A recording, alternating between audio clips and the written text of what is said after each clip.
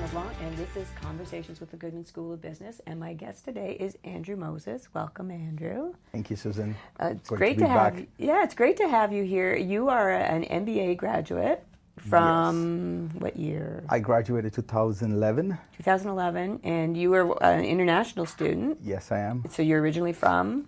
From India, southern part of India called Chennai, which is pretty much close to Sri Lanka, if you will, just on the ocean. Okay. And I came here in 2009, loved Brock, graduated 2011 after a couple of co-op internships with Mitel. And you've stayed here?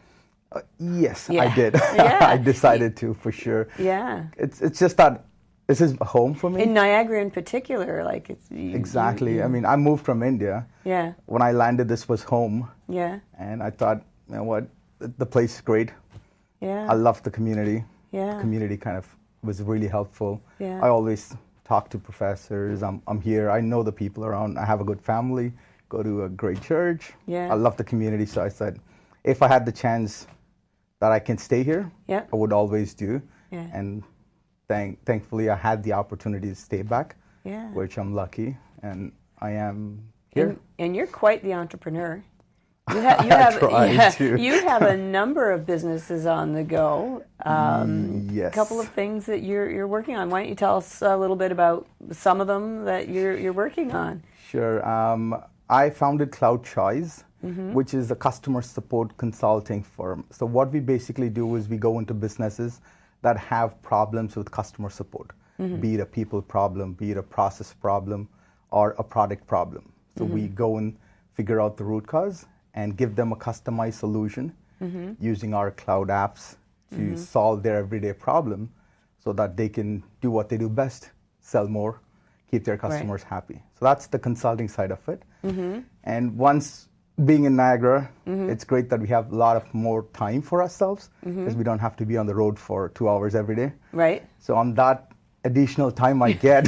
So instead of commuting, you exactly. spend time setting up another business. Exactly. Yeah. So that's a part of, again, being in the SaaS world for more than a decade right now. I used to work with Zoho, which is based in India. I used to work for them. Then I consulted for Freshdesk, which is one of the fastest growing startups from California. I said, why not use that knowledge to build our own tool? Right. So we are currently working on a product. It's more order management solution for B2B businesses, small businesses.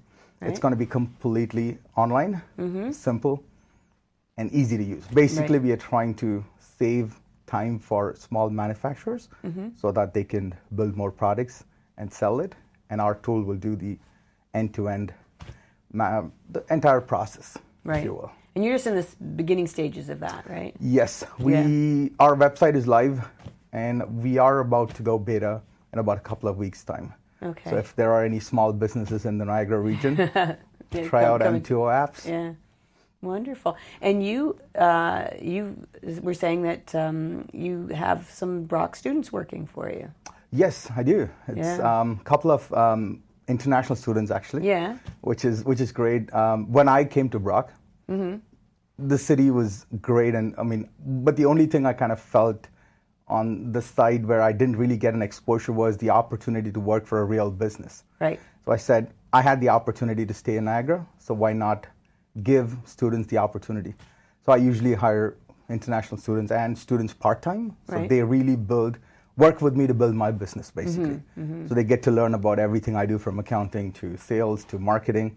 So they're more like a kind of a family, if you will. It's a small company, so we work together, we share ideas. Yeah. And it's more, at the end of when they graduate, they probably are in a better position to go and do their own stuff. So it's something small, but they're trying to give back. Yeah, and you're still very involved with the Brock community as well, yeah? Yes, I come to BioLink most of the time. I talk to Dan. Yeah. I'm in co-op meetings, talking to people.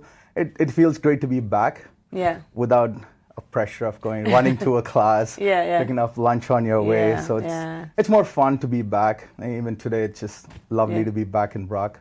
Yeah. And this is home. It seems like it's really become your home. It is home. I live like 2 minutes away from the university. so it's not a long drive to get here. Yeah. So, wonderful. Yes. So if you had any advice to give a student, an international student, anyone, what would you, like? You've done your MBA. Yes. I'm assuming the MBA has been helpful in your endeavors. Oh, absolutely. I mean, it gives you a different perspective. Yeah. When you are an engineer, as what I am, Yeah. you look at the problem, you don't look at the business side of it. Right. So you're always concentrating on the technical aspect of everything. Right. But when you have an MBA, especially with Brock, it's been amazing. The professors I had were really Yeah. good. Everything was hands-on experience. So it kind of gives me the way, how do I make this problem into a solution that I can sell, Right. Right. which So can you- help more people. So you have that wonderful combination of the technical background, being an Exactly. engineer, and now the business background with the Absolutely. MBA. And that's always MBAs. I don't know if you know this, were originally developed for engineers to bring the engineers into the business profession. I think it's more of just, I think that's true. Hopefully, It's I was, just the I was way- told that once, so I'm hoping that's true. it could be, at least from my side. I mean, Yeah. I can't tell for others, but for me, Yeah. it's changed the way I think about issues or problems or anything. So Yeah. I would say yes, MBA is definitely something that changed my life around. Right. In the sense, especially being in Brock, it's been great. Sure. There's no complaints at all. Yeah. So, do you have any advice you'd give to students? Sure.